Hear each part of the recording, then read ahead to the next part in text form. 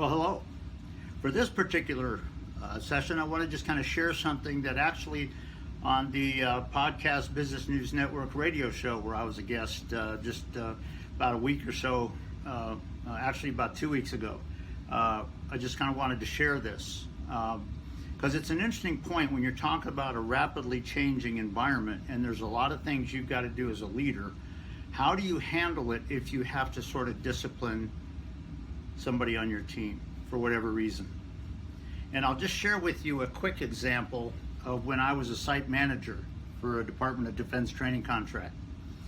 And there was a person that worked with us, and he was never a military pilot or even a military aviator, but he had gotten hired and he was working for us and things like that. But one of the things that he did is he started wearing the Air Force wings, or Navy, actually I think he was wearing Navy wings, but the military pilot wings up here. And everybody else was a military aviator pretty much in the team, and they got ticked.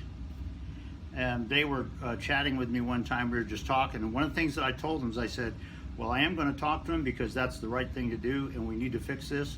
But I looked at those guys who were relating this to me, and I said, but I want you to understand that as we go forward, I do expect you to work with them as well. And they all nodded.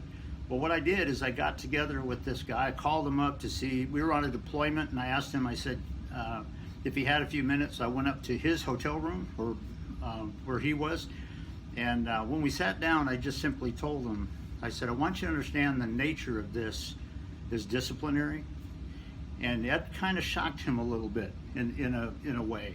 And we began to talk, and I talked about him wearing those wings. I said, you do not realize what people have to go through to get those wings and to earn them. And I said, you're causing a problem in our team right now. And I said, and in talking, I said, I want this fixed right now, okay?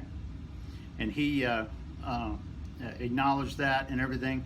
Didn't think anything about it. Well, the next day, I'm in my office at about 7 o'clock in the morning because we've got about a 9 o'clock takeoff to go work with some of the air defense folks.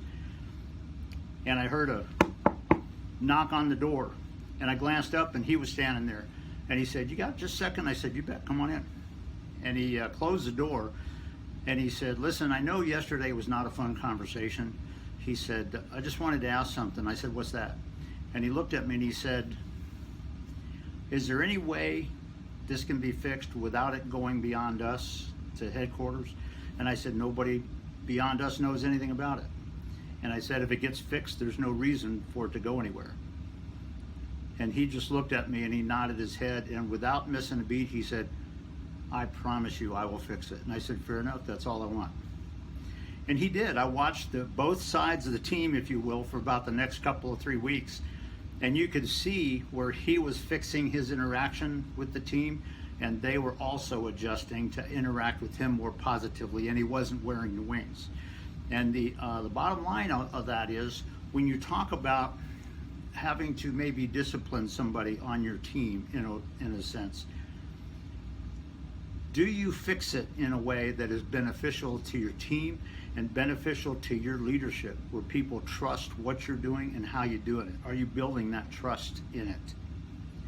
And the other part of this too is understand, when you go to discipline them, do you completely focus on the past, or do you feed forward? I fed forward. I said, hey, this is where we're going. This is what we got to have. And it was fixed that quick. No ifs, ands, or buts. So my point to you is, when you feel like you have to discipline somebody perhaps on your team, particularly in a rapidly changing environment, if you create a big fight that's going on and all this kind of stuff, and somebody leaves, now you got to wait while somebody else gets hired and they come in and you retrain them and all of that kind of thing.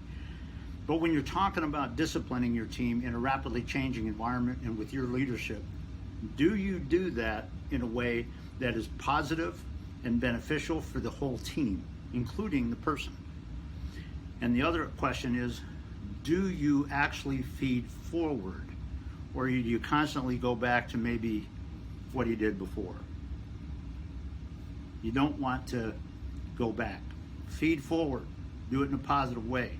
And I just leave this question with you. How do you need to do that in a much more beneficial way for your leadership, but also for the team dynamics when you're talking about a changing environment? So I leave that with you for this week.